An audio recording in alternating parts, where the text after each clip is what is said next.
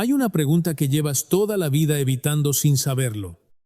No porque sea difícil, sino porque en el momento en que te permites pensarla de verdad, en el momento en que dejas de esquivarla y la miras directamente, produce un vértigo que ninguna otra pregunta produce.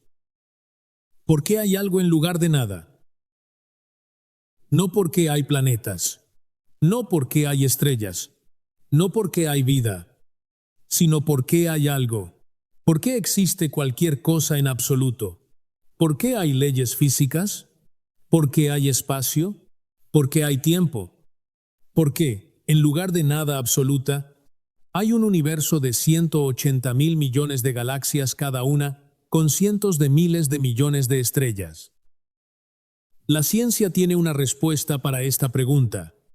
Varios físicos de los más brillantes del siglo XX y del XXI han dedicado sus carreras enteras a intentar responderla, y lo que han encontrado, lo que la física más avanzada tiene para decirte sobre el origen de todo, es más perturbador, más desconcertante y en cierta forma más hermoso que cualquier respuesta que ninguna religión o filosofía haya propuesto jamás.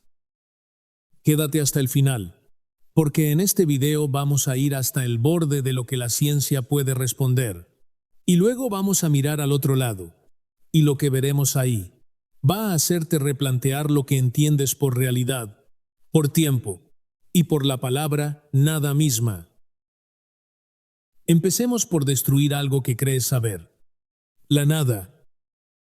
Cuando piensas en la nada, probablemente imaginas algo parecido a un espacio vacío, oscuro, silencioso, sin nada dentro. Quizás el vacío del espacio exterior multiplicado hasta el infinito, pero esa imagen, por intuitiva que parezca, es completamente incorrecta. Lo que acabas de imaginar no es nada, es espacio vacío, y el espacio vacío no es lo mismo que la nada. El espacio vacío tiene propiedades, tiene geometría, puede curvarse bajo la influencia de la masa, como demostró Einstein con la relatividad general. Puede expandirse, como observamos que hace nuestro universo. Y según la mecánica cuántica, el espacio vacío hierve con actividad. Partículas virtuales que aparecen y desaparecen en fracciones de segundo. Fluctuaciones de energía constantes e inevitables. El principio de incertidumbre de Heisenberg prohíbe que el vacío sea realmente quieto. Prohíbe que haya un estado de energía absolutamente cero. El vacío cuántico no es silencio, es ruido, es actividad, es algo. Entonces, ¿qué es la verdadera nada? La nada sin espacio, sin tiempo, sin leyes físicas, sin dimensiones, sin posibilidad de que ocurra nada porque no hay un marco en el que nada pueda ocurrir. Eso es la nada filosófica. La nada verdadera. Y el problema es que esa nada, por definición, no puede hacer nada, no puede fluctuar, no puede cambiar, no puede producir nada, porque cualquier proceso requiere tiempo, y el tiempo no existe en la nada verdadera. ¿Y entonces cómo estamos aquí? Lo que nadie te dice cuando hablan del Big Bang en los documentales populares es que el Big Bang no explica el origen. El Big Bang describe la evolución del universo desde un estado inicial de temperatura y densidad extraordinariamente altas. Describe lo que ocurrió después, no lo que ocurrió antes. No porque hubo un estado inicial, no de dónde vino la energía de ese estado inicial. La pregunta más fundamental, la pregunta de ¿por qué hay algo? El Big Bang no la responde. Simplemente la desplaza un paso atrás. Y cuando preguntas qué había antes del Big Bang, los físicos te dicen algo que resulta todavía más desconcertante que cualquier respuesta que pudieras esperar. Te dicen que esa pregunta podría no tener sentido.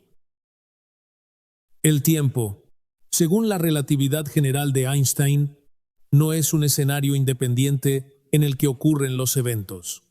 El tiempo es parte del tejido del universo. Está entrelazado con el espacio en lo que los físicos llaman espacio-tiempo. Y si el espacio-tiempo surgió con el Big Bang, si el tiempo mismo comenzó en ese momento, entonces la pregunta ¿qué había antes del Big Bang? Es tan absurda como preguntar qué hay al sur del Polo Sur. No hay nada al sur del Polo Sur porque el sur se acaba ahí. Y puede que no hubiera ningún antes del Big Bang, porque el antes se acaba ahí. Esta idea fue desarrollada formalmente por Stephen Hawking y James Hartle en 1983, lo que se conoce como la propuesta de estado sin frontera, un modelo matemático en el que el universo no tiene borde temporal, no tiene inicio en el sentido convencional. El tiempo, cerca del Big Bang, se comporta de forma diferente. Se vuelve lo que los matemáticos llaman tiempo imaginario, una dimensión que se curva sobre sí misma como la superficie de una esfera, en lugar de extenderse hacia atrás hasta un punto de origen singular. En ese modelo, el universo simplemente es, sin causa, sin creador, sin momento de creación.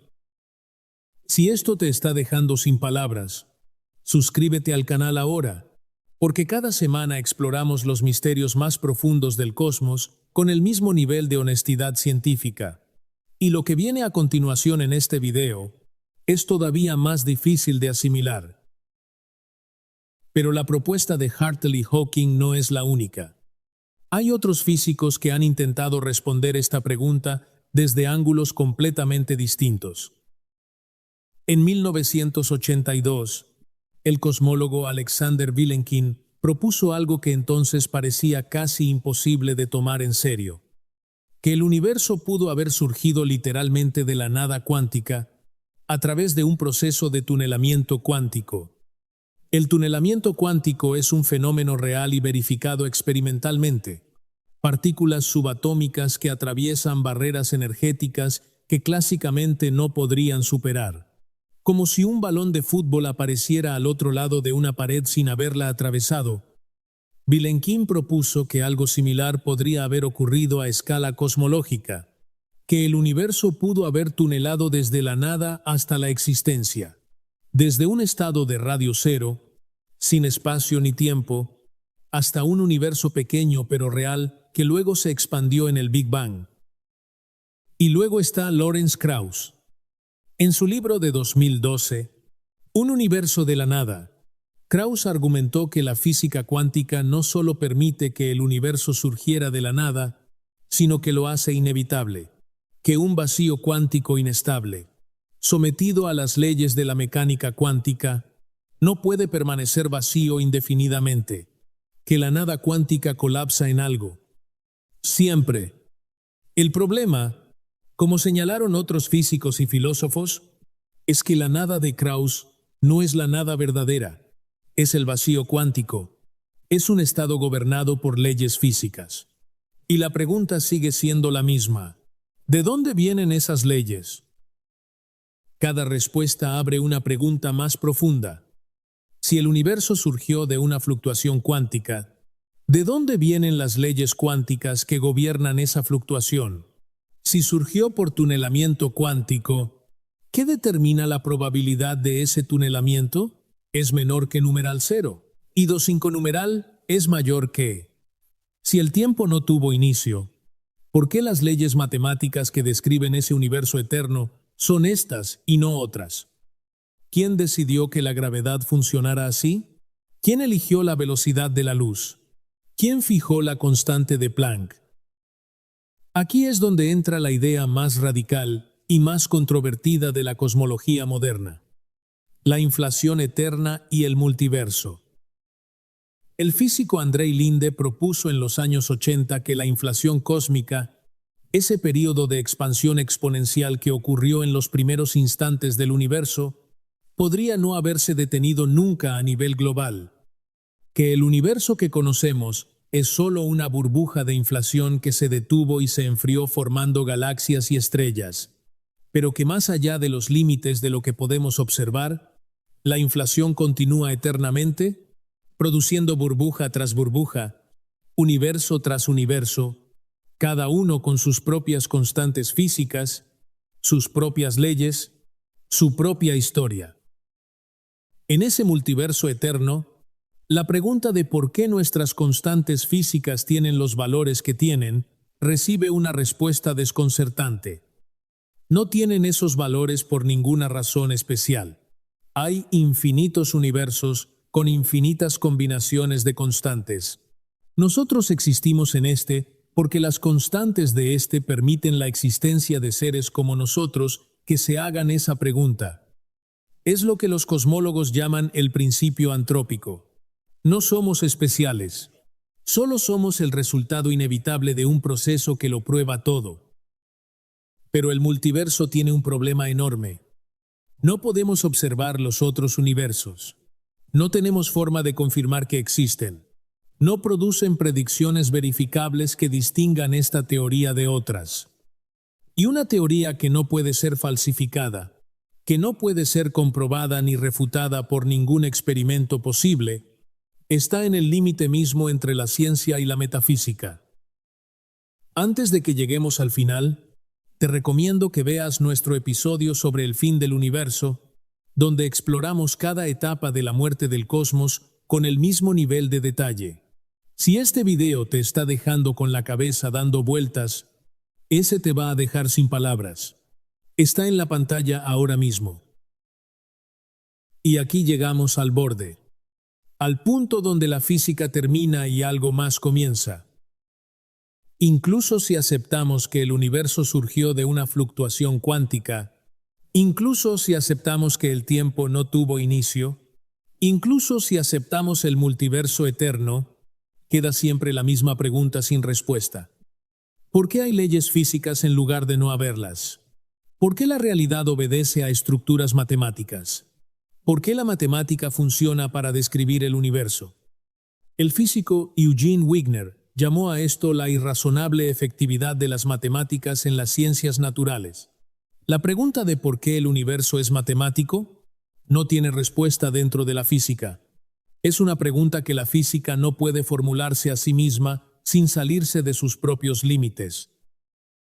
Algunos físicos, como Max Tegmark, han propuesto que la respuesta es que el universo no solo es descrito por matemáticas, es matemáticas, que la realidad en su nivel más fundamental no es materia, ni energía, ni espacio, ni tiempo, sino estructura matemática pura, y que todos los universos matemáticamente consistentes existen, que la existencia y la consistencia matemática son la misma cosa.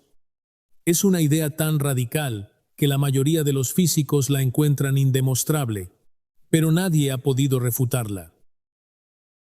No sabemos cómo surgió todo de la nada.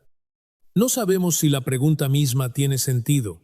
No sabemos si la nada verdadera es siquiera posible. No sabemos si las leyes físicas son descubrimientos o invenciones. No sabemos si el universo es uno o infinitos. No sabemos si el tiempo tuvo inicio. Y no sabemos si algún día sabremos. Lo que sí sabemos es esto. Eres una colección de átomos que evolucionaron durante 4.000 millones de años hasta desarrollar la capacidad de hacerse estas preguntas. Eres el universo preguntándose a sí mismo ¿por qué existe? Y el hecho de que no tengamos respuesta, el hecho de que la pregunta más fundamental que existe permanezca abierta después de siglos de filosofía y décadas de física cuántica y relatividad, no es un fracaso. Es quizás la cosa más honesta que la mente humana puede hacer. Reconocer que hay algo que no entendemos y seguir preguntando de todas formas,